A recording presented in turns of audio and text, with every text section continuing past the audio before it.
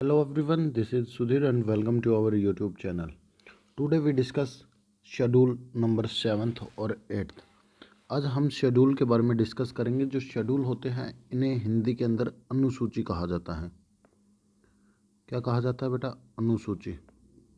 आज इन्हीं अनुसूचियों के बारे में डिस्कस करेंगे और ये है 7th और 8th अनुसूची।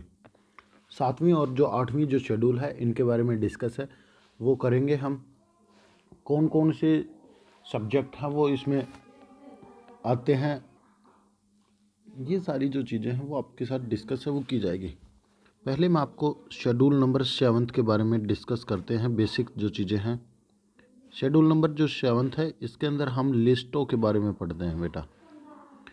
किसके बारे में पढ़ते हैं? List of constitution. इसमें हम 3 लिस्ट हैं वो पढ़ते हैं। एक तो पढ़ते हैं बेटा यूनियन लिस्ट, दूसरी पढ़ते हैं स्टेट लिस्ट, और तीसरी जो पढ़ते हैं वो पढ़ते हैं कॉन्करेंट लिस्ट। कौन सी पढ़ते हैं बेटा? Concurrent list. ये 3 लिस्ट हैं वो, इनके बारे में हम डिस्कस करेंगे शेड्यूल नंबर 7th में। एक तो इसके बारे में डिस्कस करेंगे, दूसरी जो शेड्यूल है वो पढ़ेंगे हम शेड्यूल 8। इसके अंदर हम लैंग्वेज के बारे में डिस्कस है वो करेंगे।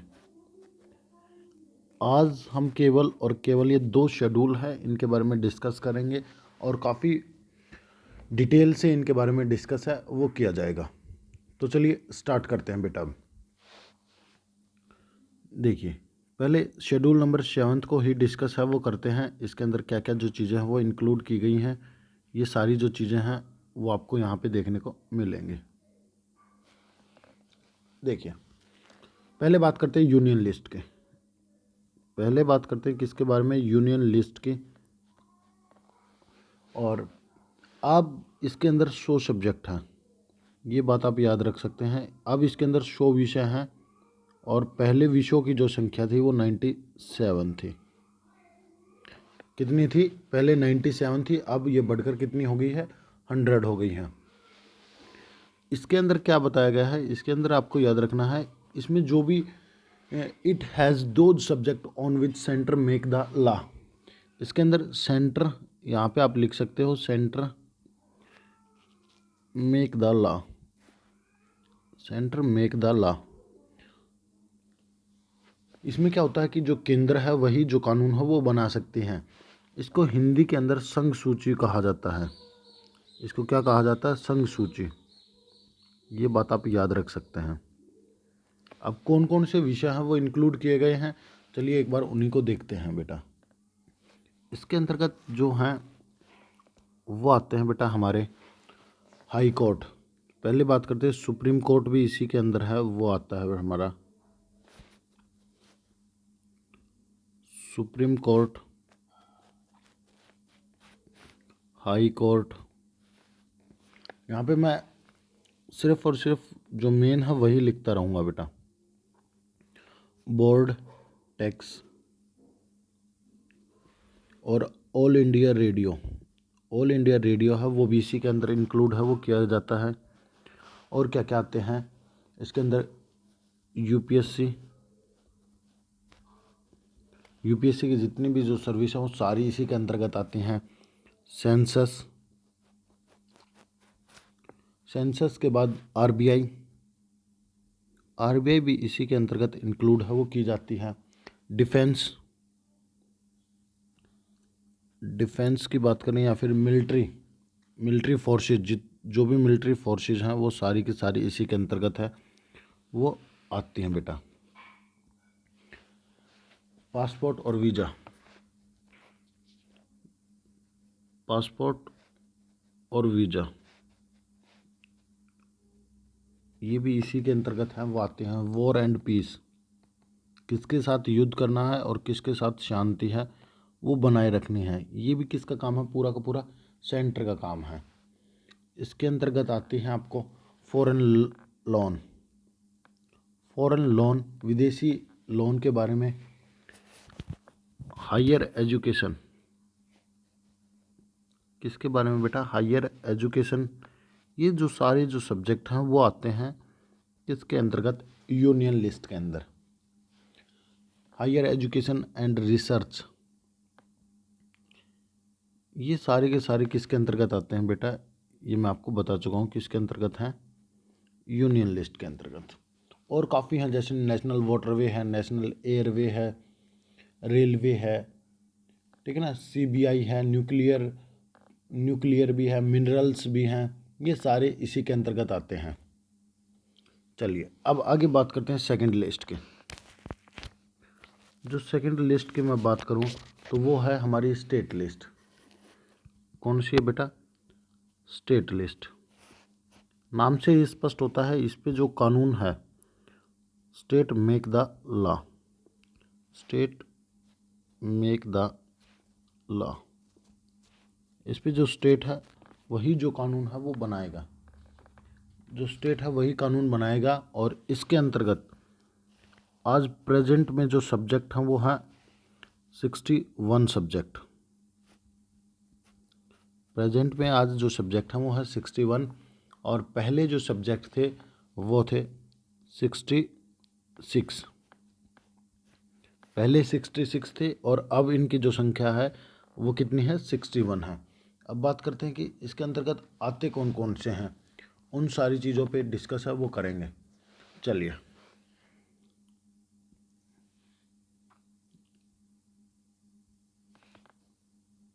इसके अंतर्गत देखिए सब्जेक्ट हैं कितने? 61 जो मैं बता चुका हूँ। यहाँ पे बात करेंगे टैक्स ऑन न्यूज़पेपर। पहला जो आता है वो आता है टैक्स ऑन न्यूज़पेपर। दूसरी चीज़ पीसीएस। दूसरी चीज़ जैसे वहाँ पे क्या होता है, यूपीएससी होती है, तो यहाँ पे पीसीएस होती है, मिनरल्स डेवलपमेंट। क्या होता है बेटा? Minerals development.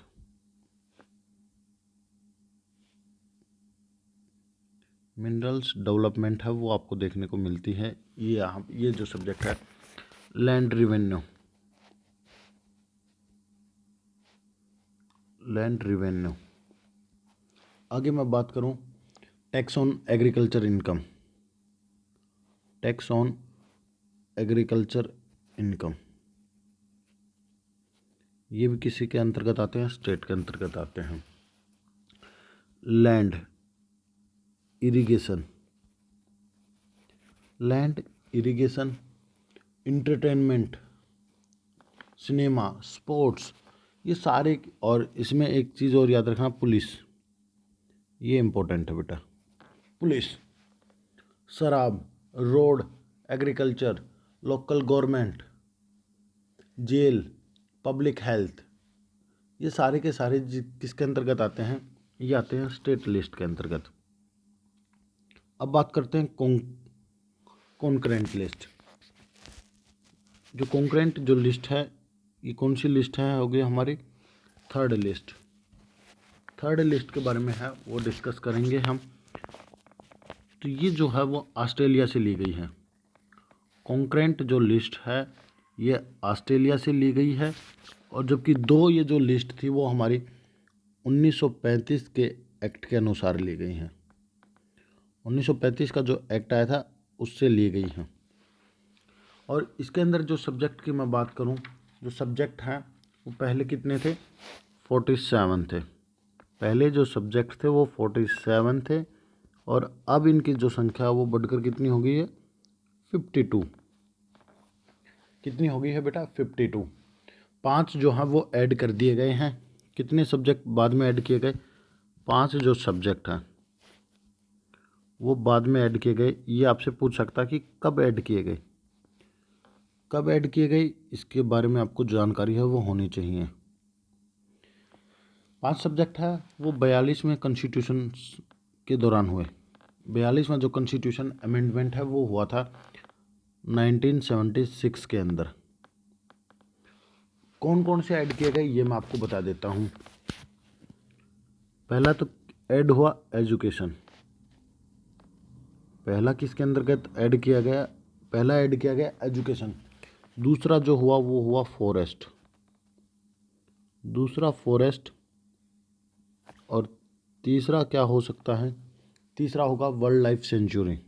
Sorry, world life sanctuary बोल रहा हूँ, world life conservation, world life conservation. आगे क्या किया गया, फोर्थ जो ऐड किया गया वो किया गया weight and measurement, weight and measurement. ये चीज़ आपको याद है वो होनी चाहिए। और पांचवा जो ऐड किया गया वो किया गया पॉपुलेशन कंट्रोल, वो ऐड किया गया क्या, पॉपुलेशन कंट्रोल। तो ये 5 जो सब्जेक्ट हैं वो ऐड किए गए बाद में 1976 के अंतर्गत। अब बात करते हैं कि इसके अंतर्गत और कौन कौन से जो सब्जेक्ट हैं वो आते हैं। तो आप लिख सकते हैं मैरिज, मैरिज का इसके अंतर्गत आता है। Birth and death registration, price control, factories कारखाने, इंडस्ट्री एंड लेबर डिस्प्यूट, ये सारे के सारे किसके अंतर्गत आते हैं, वो आते हैं हमारे कॉन्करेंट लिस्ट के अंतर्गत। तो यहाँ तक क्लियर हुआ होगा सभी को बेटा, आशा करता हूँ। अब बात करते हैं शेड्यूल नंबर 8 की। मैंने आपको बताया था कि शेड्यूल नंबर 8 में हम लैंग्वेज के बारे में डिस्कस है वो करेंगे।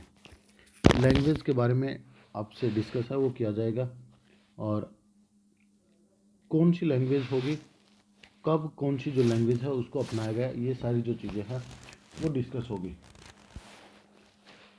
तो यहाँ पे मैं लिख देता हूँ शेड्यूल नंबर 8।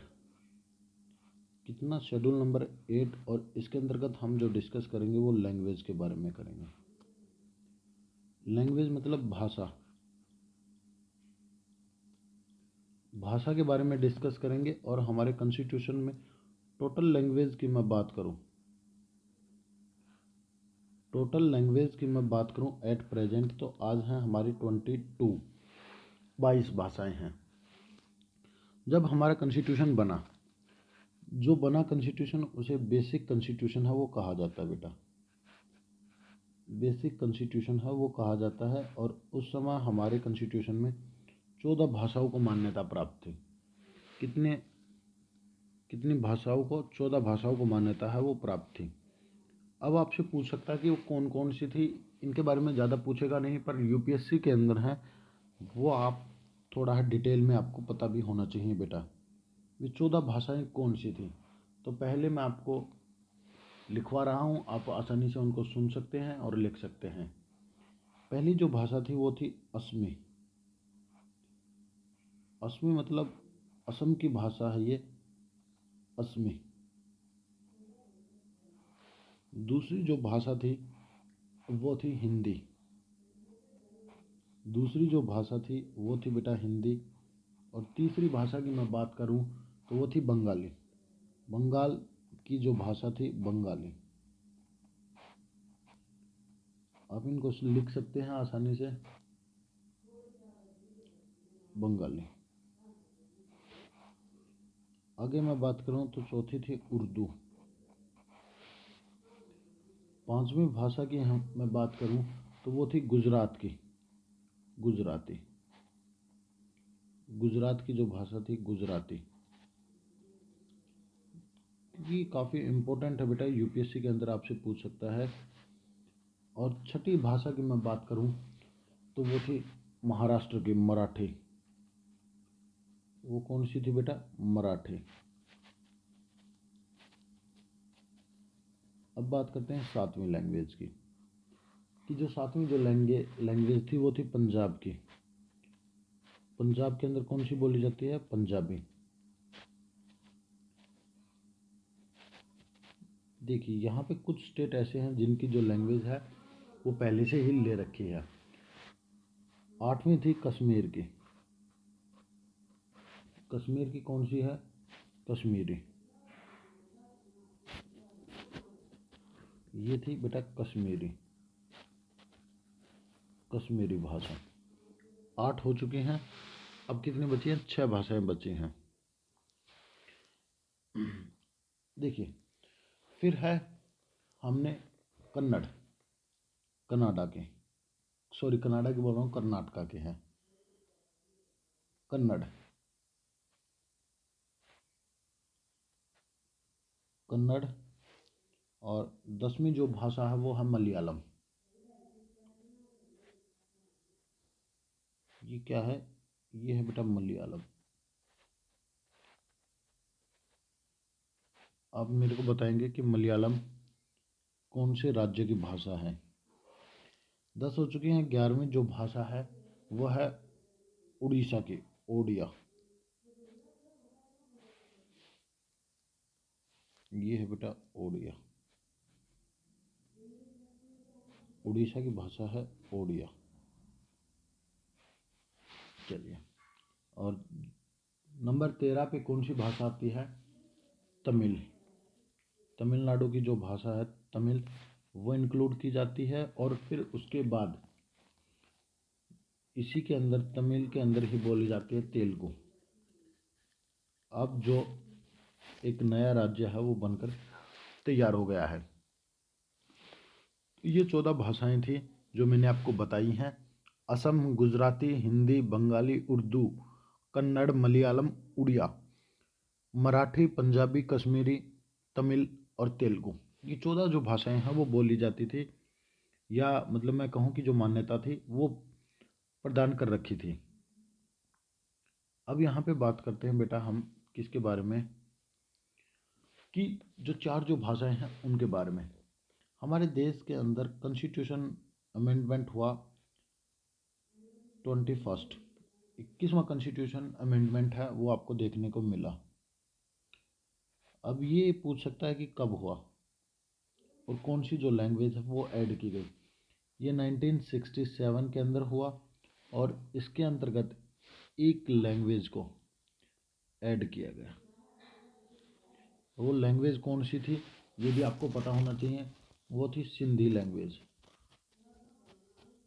वो कौन सी थी? सिंधी भाषा।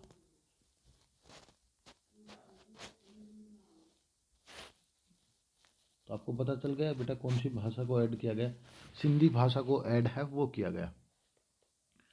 अब बात करते हैं, अब हमारे देश में 15 भाषाएं हो गई। फिर हुआ 71 71वां कॉन्स्टिट्यूशन अमेंडमेंट। कौन सा? 71वां कॉन्स्टिट्यूशन अमेंडमेंट। ये कब हुआ? आपसे ये भी पूछ सकता है ये कब हुआ। तो ये हुआ 1992 के अंदर। और इसके अंतर्गत 3 जो लैंग्वेज हैं उनको ऐड किया गया। कौन कौन सी हैं चलिए उनके बारे में बात करते हैं। पहला है नेपाली। नेपाली भाषा को ऐड किया गया। दूसरा जो ऐड किया गया वो किया गया मणिपुरी, मणिपुर की, जिसको मणिपुरी बोला जाता है बेटा। और तीसरी जो भाषा ऐड हुई वो कोंकणी थी। कौन सी थी? कोंकणी। ये 3 जो भाषाएं हैं वो ऐड की गई। तो ऐसे मिला के हमारे देश में अब भाषाओं की संख्या कितनी हो गई हमारे कॉन्स्टिट्यूशन में? 18। एक कॉन्स्टिट्यूशन अमेंडमेंट और हुआ हमारे देश में 92 कॉन्स्टिट्यूशन अमेंडमेंट। कॉन्स्टिट्यूशन अमेंडमेंट है वो हुआ। कब हुआ? मेन बात ये है, ये हुआ 2003 में। और इसके अंतर्गत 4 जो भाषाएं हैं, जो 4 जो लैंग्वेज हैं इनको ऐड किया गया। कौन कौन सी हैं पहले इन्हीं की बात करते हैं। ये कौन कौन सी हैं बेटा? तो पहली है मैथिली। मैथिली। दूसरी भाषा की मैं बात करूं तो ये है बोडो। ये कौन सी है बेटा? बोडो। और तीसरी भाषा की मैं बात करूं तो ये है डोगरी। ये क्या है? ये है डोगरी। और चौथी भाषा की मैं बात करूं तो ये है संथाली। ये कौन सी है बेटा? संथाली भाषा। तो ये ऐसे मिला के हमारे देश में देखिए कितनी भाषाएं होगी? 22 भाषाएं होगी। पहले हमारे कॉन्स्टिट्यूशन के अंदर कितनी भाषाएं थी? 4 भाषाएं। एक को फिर ऐड किया गया 1967 के अंतर्गत। और फिर 1992 के अंदर 3 भाषाओं को। और 2003 में जाकर 4 भाषाओं को। इस तरह हमारे देश में 22 भाषाएं हैं, उनको मान्यता प्राप्त है। तो ये शेड्यूल नंबर हमारी 7th और 8th कंप्लीट हुई बेटा। 7th शेड्यूल और 8th शेड्यूल के बारे में मैंने आपको बता दिया है काफ़ी डिटेल में। इनसे बाहर आपसे कोई भी जो चीज़ है वो नहीं पूछेगा। नेक्स्ट जो वीडियो होगी उसके अंतर्गत हम शेड्यूल 10th 11th और 12th इन दोनों को डिस्कस है वो इन तीनों को डिस्कस है वो किया जाएगा। तो आप चैनल को सब्सक्राइब है वो कर सकते हैं। को हर एक जो शेड्यूल है वो पहले देखने को मिलेगी और फिर आर्टिकल भी कराएंगे हम। तो चलिए आज की वीडियो यहीं थी बेटा और यही समझाना था। आशा करता हूँ कि आपको समझ आ गया होगा। Thank you and thank you very much.